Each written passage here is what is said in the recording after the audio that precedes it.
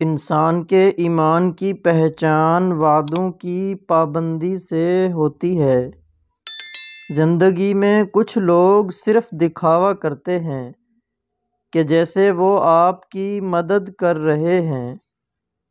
انسان کی کتنی ہی خواہشات میں بربادی کا سامان چھپا ہوتا ہے، اس لیے قدرت ان کو پورا نہیں کرتی، اور انسان سمجھ لیتا ہے کہ ہماری دعا قبول نہیں ہوتی۔ جس بندے نے بھی کسی کے سامنے ہاتھ پھیلایا وہ سمجھو وہیں مر گیا، لیکن اس سے پہلے وہ مرا جس نے ہاتھ پھیلانے والے کو خالی ہاتھ لوٹا دیا۔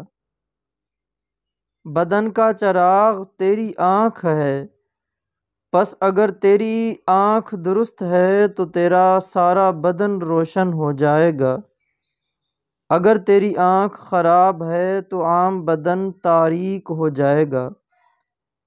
اپنے واسطے مال زمین پر جمع نہ کرو جہاں کیڑا اور زنگ خراب کرتا ہے اور چور چرا لیتے ہیں، بلکہ اپنے لیے آسمان پر مال جمع کرو جہاں نہ کیڑے کا ڈر ہے نہ چوری کا، کیونکہ جہاں تیرا مال ہوگا وہیں تیرا دل لگا رہے گا۔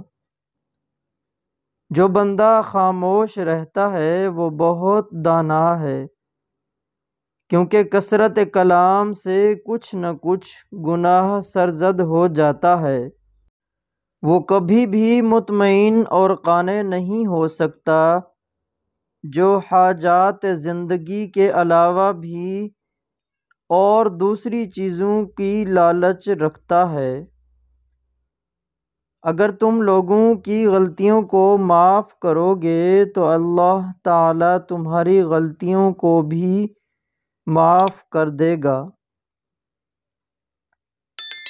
خاوند اور بیوی دو نہیں ایک جسم کی مانند ہیں، اس لیے جسے اللہ نے جوڑا ہے انسان اسے حتی المقدار جدا نہ کرے۔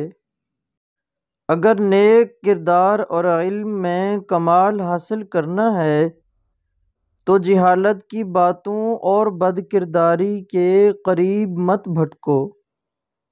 رات کو پانی میں املی بھگو دیں، صبح اس پانی سے بال دھو لیں، یہ عمل ایک ہفتہ تک کریں۔